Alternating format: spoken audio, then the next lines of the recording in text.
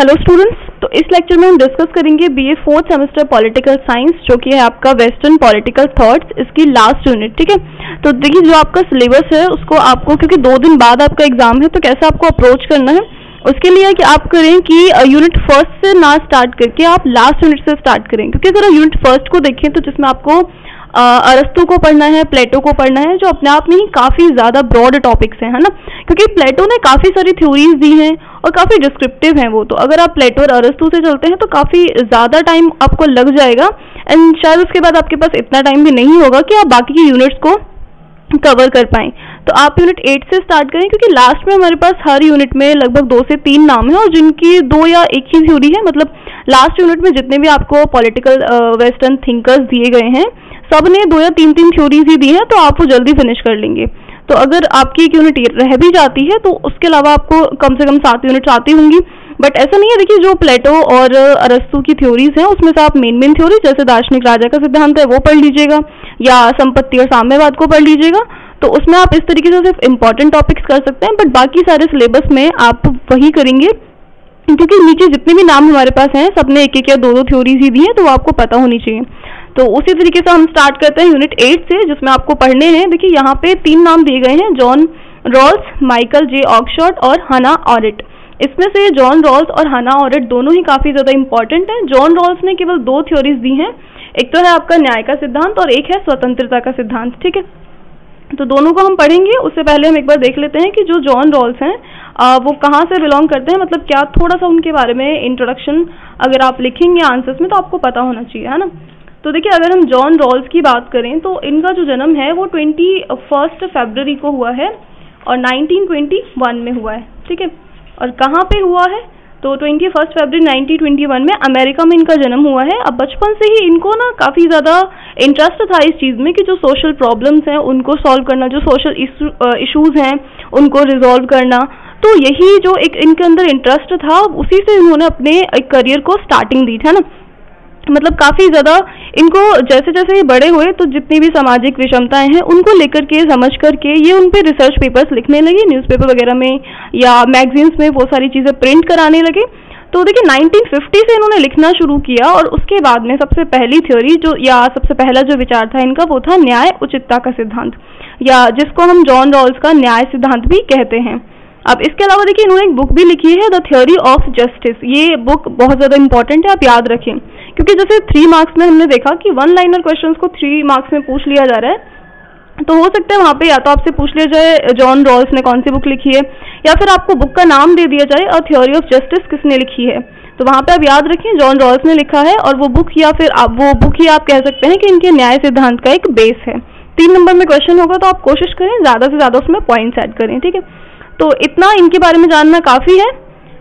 अब हम बात कर लेते हैं इन्होंने जो ये बुक लिखी है या जो इनका न्याय सिद्धांत है वो क्या कहता है। ठीक है, तो देखिए न्याय सिद्धांत की अगर हम बात करें परिभाषा की, तो इन्होंने जो परिभाषा देने की कोशिश की है उसमें ये बताते हैं कि ये परिभाषा ना एक काल्पनिक परिदृश्य का प्रस्ताव रखती है कि जहाँ पे लोगों का एक समूह या दूसरों के सामाजिक, आर्थिक, शारीरिक, मानसिक आदि चीज़ों से लोग क्या होते हैं, अनअवेयर होते हैं। मतलब जैसे मान लें कि जो लोग कानून बनाते हैं या जो लोग न्याय की व्यवस्था करते हैं वो सभी जब मिलकर के कानून या न्याय बना रहे होते हैं तो उस समय क्या है कि वो लोगों की प्रॉब्लम से अनअवेयर हैं, वो लोगों के इन सारे एस्पेक्ट से वाकिफ नहीं होते हैं। क्या उनके सामाजिक परिदृश्य हो सकते हैं, क्या उनकी आर्थिक या शारीरिक मानसिक विषमताएं हो सकती हैं, ये सारी चीज़ें वो नहीं जानते हैं। तो स्टिल वो ये सारी थ्योरीज लिख देते हैं। तो इसलिए इन्होंने कहा है कि ये थ्योरी क्या है, काल्पनिक है। मतलब ये जो न्याय का सिद्धांत है ये काल्पनिक सिद्धांत है, और इसके बारे में ये ऐसा भी कहते हैं कि न्याय का सिद्धांत अज्ञानता के पर्दे का ही एक अर्थ है।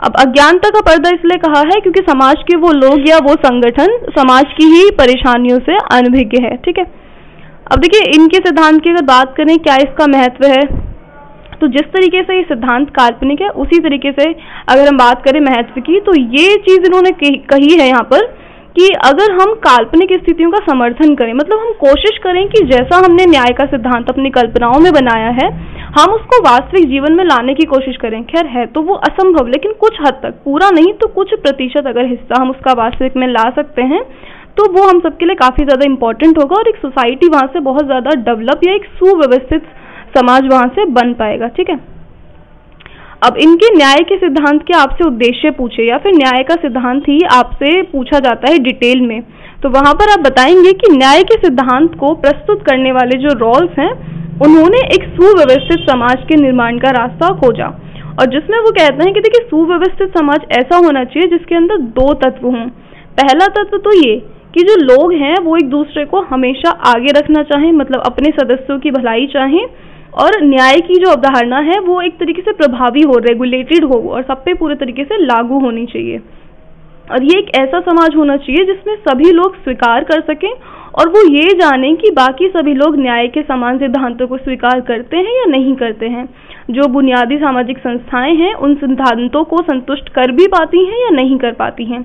तो ये दो तत्व इन्होंने अपने न्याय सिद्धांत में बताए हैं। ठीक है, अब इन तत्वों के पूर्ण होने से ही इनका न्याय सिद्धांत भी पूर्ण होता है। तो जब आप न्याय सिद्धांत को लिखेंगे तो पहले इनकी जो काल्पनिक थ्योरी थी वो आप बताएंगे, उसके बाद इसके उद्देश्यों को आप इसमें लिखेंगे। ठीक है, अगला हम देख लेते हैं रॉल्स का जो समान स्वतंत्रता का सिद्धांत है। तो देखिए रॉल्स के न्याय के सिद्धांत पे जैसे कि इन्होंने कहा है कि प्रत्येक व्यक्ति को दूसरे व्यक्ति के समान स्वतंत्रता के साथ ही बुनियादी स्वतंत्रता और समान अधिकार मिलने चाहिए। उसी प्रकार से समान स्वतंत्रता के सिद्धांत में ये कहते हैं कि समाज के सभी लोगों को ऐसी स्वतंत्रताएं दी जानी चाहिए कि जिसमें वो अपने अस्तित्व को क्या रख सके, महफूज रख सके और अपने अस्तित्व के लिए उनको एक बुनियाद मिल सके। तो इस तरह की स्वतंत्रता की बात यहाँ पर रॉल्स करते हैं कि जिसका किसी भी कीमत पर उल्लंघन नहीं किया जा सके और भले ही लोगों के बड़े पैमाने पर अधिक लाभ का कारण वो बन सके, लेकिन बुनियादी स्वतंत्रताएं उनको मिल सकें। बुनियादी स्वतंत्रताओं से मतलब है कि स्वतंत्र भाषण दे सकें, वो सभाएं कर सकें, विचार की स्वतंत्रता हो, विवेक की स्वतंत्रता हो, कानून का शासन हो, स्वच्छता हो, धन हो, स्वास्थ्य हो, ये सारी चीजें सुरक्षित करने के लिए आवश्यक स्वतंत्रताएं उनके पास हों। और रॉल्स आर्थिक अधिकारों और स्वतंत्रता जैसे अनुबंध की स्वतंत्रता या उत्पादन के साधनों के अधिकार आदि को बुनियादी स्वतंत्रता नहीं मानते। देखिए प्रोडक्शन पर या फिर मेटेरियलिस्टिक चीज़ों पर इन्होंने जोर नहीं दिया है, ये सिर्फ बात करते हैं कि मनुष्य की गरिमा को आप कैसे सुरक्षित रख सकते हैं, कैसे वो खुद को उस वातावरण में स्वतंत्र महसूस कर सकता है, क्या उसके आधार होने चाहिए, वो सारी चीज़ें उसके पास पर्याप्त रूप से होनी चाहिए। तो इसी के साथ में जॉन रॉल्स और उनकी दोनों थ्योरीज कंप्लीट होती हैं। देखिए बहुत ज़्यादा डिटेल में मैं इनको यहाँ पे डिस्कस नहीं करूँगी और बहुत लॉन्ग वीडियोज़ ही नहीं होंगे, मतलब जैसे जॉन रॉल्स के लिए ये एक ही वीडियो है जिसमें हमने उनका इंट्रोडक्शन भी पढ़ा और साथ में उनकी दोनों थ्योरीज भी पढ़ी। तो वैसे ही नेक्स्ट वीडियो में हम करेंगे ऑक्सशट। ऑक्सशट इतना ज़्यादा इंपॉर्टेंट नहीं है तो हम इसको काफ़ी ब्रीफ में करेंगे। तो मिलते हैं फिर नेक्स्ट वीडियो में। ये PDF आपको टेलीग्राम चैनल पे मिल जाएगी।